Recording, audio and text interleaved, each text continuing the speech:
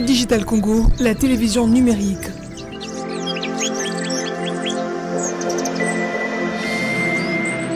Digital Congo, la télévision numérique.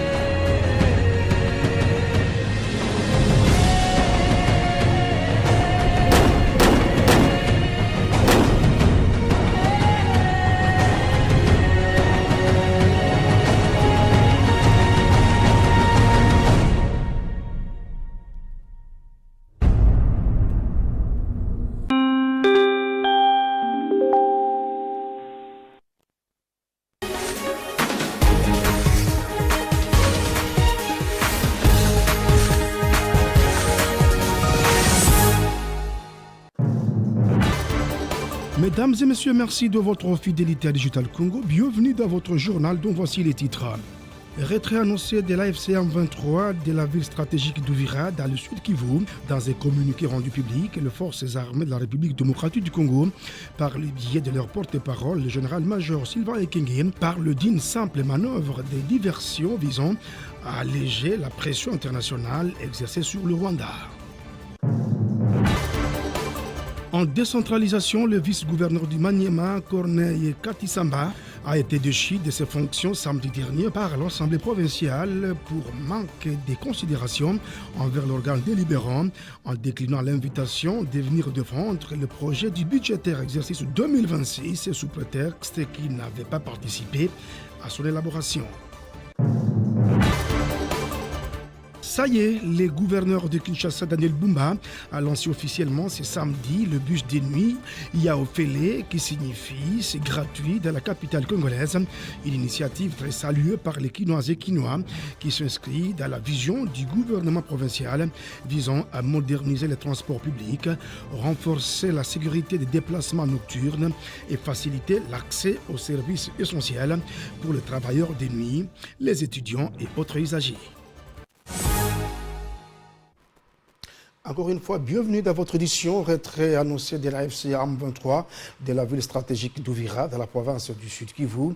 Dans un communiqué rendu public hier, les forces armées de la République démocratique du Congo, par le biais de leur porte-parole, le général-major Sylvain Ekenge, parle d'une simple manœuvre de diversion visant à alléger la pression internationale exercée sur le Rwanda de Paul Kagame. Cette attitude traduit la mauvaise volonté de Kigali et compromet les efforts de paix en cours dans la région des Grands Lacs.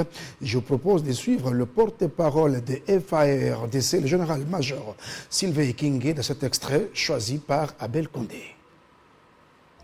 Cette diversion est en réalité un simple coup médiatique destiné à tromper l'opinion tant nationale qu'internationale et constitue une manœuvre visant à instrumentaliser la confiance des négociateurs américains et qataris en vue de détourner la pression internationale qui s'accentue sur l'État agresseur et ses forces d'occupation militaire.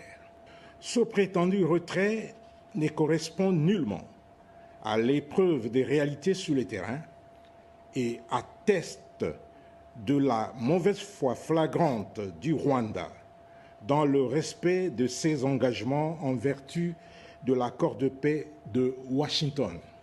Les ONG de défense des droits humains, la société civile et notre population locale ont constaté et continuent à constater que sur le terrain, le dit retrait n'est ni réel ni effectif. Et cette information, joli coup de filet, les présumés auteurs de l'incendie à Mambasa dans la nuit du 11 au 12 décembre 2025, réduisant en cendres plus ou moins 200 maisons de commerce et d'habitation, est tombé dans les mailles des filets de la police nationale congolaise dans le territoire de Mambasa. Selon le colonel Joseph Kambale, commandant de la police à Mambasa, donc en Ituri, l'auteur de ce forfait serait détraqué mental. Nous y reviendrons avec force dans nos prochaines éditions. Et à l'instar des autres provinces de la République démocratique du Congo, les Olomami organisait une grande manifestation pour soutenir la diplomatie menée par le chef de l'État, Félix Tshisekedi, avec la signature de l'accord de paix RDC-Rwanda à Washington, et les FARDC qui défendent la patrie à l'Est contre l'agression rwandaise et les massacres des civils. Dans un meeting populaire, le gouverneur Marmon Banza a prêché le patriotisme, la vigilance et l'unité. Suivez. Après un séjour de travail à Kinshasa, à la suite notamment de sa participation à la séance solennelle du congrès consacré au discours sur l'état de la nation du chef de l'État, Félix Antoine Tshisekedi Tshilombo, le gouverneur du Haut-Lomami a regagné sa juridiction le vendredi 19 décembre 2025. À sa descente d'avion, l'honorable Marmon Banza a été accueilli par les autorités provinciales du gouvernement et de la sécurité. Ovationné et accueilli par la suite sous une ambiance électrique par une foule impressionnante composée de mouvements de jeunes, les associations et partis politiques membres de l'Union sacrée de la nation, notables et chefs coutumiers, tous étaient là. Entourés d'une marée humaine, le gouverneur Marmon Banza et la population ont improvisé une marche de soutien aux forces armées de la République ainsi qu'aux accords de paix de Washington et Doha. Le cortège est passé par plusieurs artères de la ville de Kamina jusqu'au niveau du rond-point Ilunga Bindi, lieu choisi pour son adresse à la population.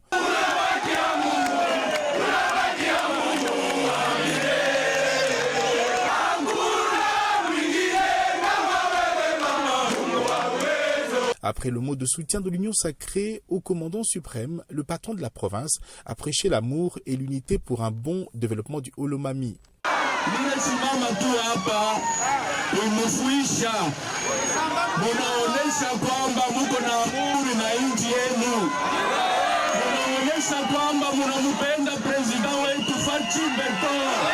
Cette démonstration de force témoigne une fois de plus de la confiance de la population du Haut-Lomami envers le vaillant gouverneur Banza Mouloumé Marmon, dont le leadership mêlant détermination et proximité continue de consolider l'unité et l'élan du développement de la province du Haut-Lomami. Signalons que le chef de l'exécutif provincial a présidé le Conseil provincial de sécurité pour jauger la situation sécuritaire dans sa juridiction qui est relativement calme. En décentralisation, le vice-gouverneur du Maniema, Corneille Katissimba Makuboulia, déchu de ses fonctions samedi dernier par l'Assemblée provinciale par manque de considération envers l'organe délibérant en déclinant l'invitation de venir défendre le projet dédié budgétaire exercice 2026 sous prétexte, voulais-je dire, qu'il n'avait pas participé à son élaboration. Reportage avec Grace Babi. Invité à l'Assemblée provinciale du Maniema à travers une motion d'interpellation pour donner des éclaircissements au sujet de son alerte sur le détournement des fonds publics par son titulaire, le vice-gouverneur du Maniema a vu tout simplement sa motion d'interpellation être transformée en motion de censure par son initiateur, le député provincial Ngongo Kitenge Constantin. Après les votes, 18 députés provinciaux sur les 22 ont voté pour le départ de Katissamba Makubuli Corneille, motif de satisfaction pour l'auteur de cette motion d'interpellation qui estime que la province a été tout simplement sauvée. Moi personnellement et toute ma chambre ici, on ne se reproche de rien. Nous faisons correctement notre mission. C'est pourquoi je vous annonce que nous sommes en train d'œuvre. Il y a 3 commissions d'enquête mises sur place et même je patronne celle de la Dégèrement. Et vous entendrez, nous viendrons vous présenter les résultats de toutes ces commissions d'enquête. Je n'ai pas lu ça ni dans la Constitution, ni dans la loi portant principes fondamentaux de la liberté de province, où on refuse à un organe délibérant d'interpeller le gouverneur. Ça, je n'ai pas entendu. Le vice-gouverneur de Chi, pour sa part, indique que la procédure de sa déchéance n'a pas été respectée et promet par la même occasion de saisir la justice. L'auteur de l'interpellation, c'est un opposant. Il s'observe que l'Assemblée provinciale du Maniema, les 18 députés là, sont toujours contre les chefs de l'État pour Non, je vais saisir la justice parce qu'elles vont toujours de violation en violation. Ils n'ont même pas respecté le délai. Quand on formule une motion de défense à quelqu'un, on lui donne aussi le temps de se justifier. Comme eux, ils ont bougé ensemble cet argent avec Moussa Kabankoubi, alors ils ont fait leur scénario.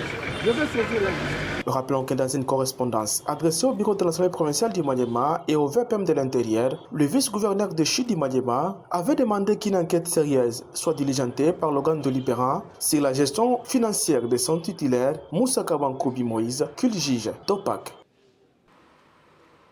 Et c'est une très bonne nouvelle pour la population de Kinshasa.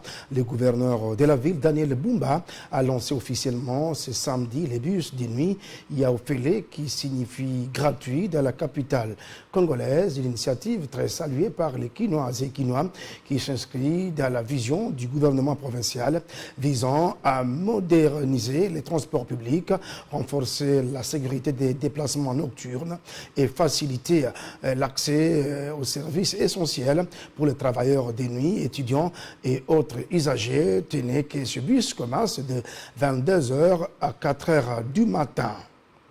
Et à page internationale de cette édition, le président français, voulais-je dire, Emmanuel Macron a entamé ce dimanche une visite de travail à Abu Dhabi, aux Émirats Arabes Unis, où il va fêter Noël avec les forces françaises déployées sur place et conclure également quelques partenariats stratégiques. Reportage avec Abel Condé. Une visite aux Émirats Arabes Unis pour célébrer Noël avec les forces françaises et vanter son partenariat avec ce pays du Golfe, dont Paris espère plus de coopération dans sa lutte contre les narcotrafics.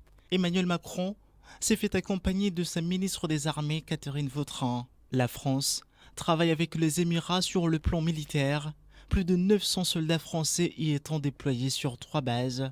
C'est devant eux qu'Emmanuel Macron a donné le coup d'envoi de la construction du futur porte-avions français, destiné à remplacer le Charles de Gaulle et qui doit entrer en service en 2038.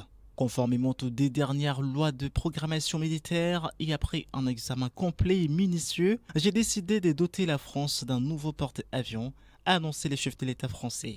La décision de lancer en réalisation ce très grand programme a été prise cette semaine, a-t-il ajouté. Il faut préciser que la France coopère avec les Émirats Arabes Unis sur un éventail de domaines allant de l'intelligence artificielle à la culture, en passant bien sûr par le commerce. Le pays pétrolier est son premier client en termes d'exportation au Proche et Moyen-Orient, selon l'Élysée. Paris veut désormais s'assurer de l'appui des Émirats Arabes Unis dans la guerre déclarée par l'exécutif au narcotrafic.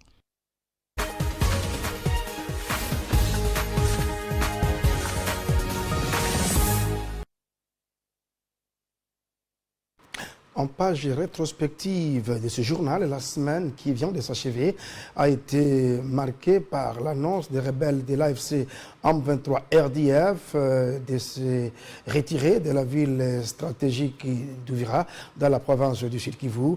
Un retrait qualifié de mise en scène par le gouvernement congolais et les forces armées de la République démocratique du Congo pour ainsi se mettre à l'abri des pressions internationales dont celle des États-Unis d'Amérique.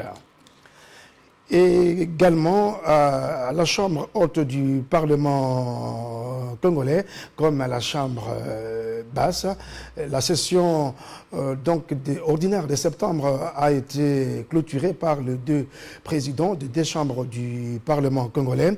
À la Chambre haute, donc, la présentation du rapport de la commission ECOFIN avait été traitée par les sénateurs avant donc d'aller à vacances. Et pour clore cette édition, l'enlèvement du secrétaire permanent du PPRD, Emmanuel Ramazani Chadari, mercredi dernier, à 4 heures du matin par les hommes en uniforme pour une destination inconnue, a défrayé l'actualité en République démocratique du Congo pendant la semaine. Le PPRD et le FCC ont condamné cet enlèvement d'Emmanuel Ramazani Chadari. Ils ont demandé sa libération pure et simple et puis sans condition. Et ça n'est fini, mesdames et messieurs. Merci d'avoir été de nôtres. Je vous retrouve prochainement avec le même plaisir de vous informer. Bonne soirée dominicale accompagnée de votre chaîne.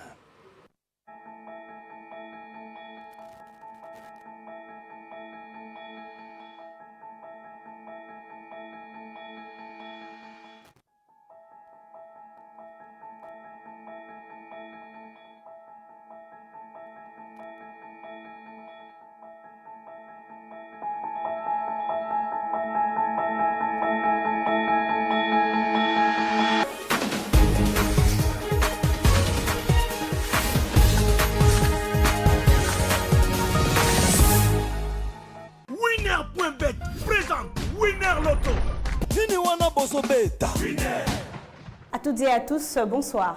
Winner Loto s'arrange toujours à ce que vous ayez la possibilité de voir vos rêves se réaliser.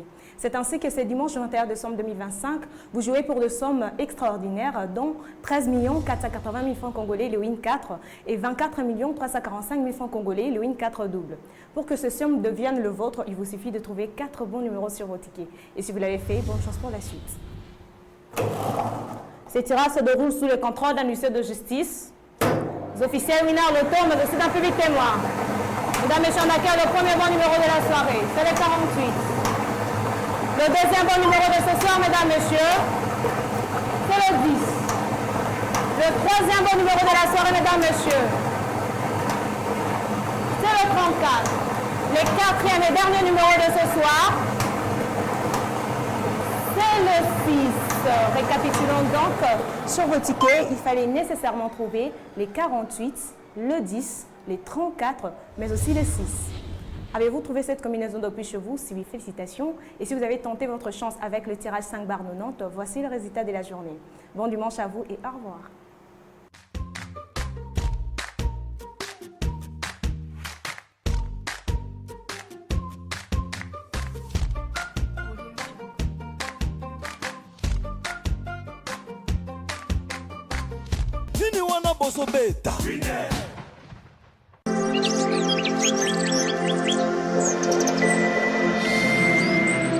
Digital Congo, la télévision numérique.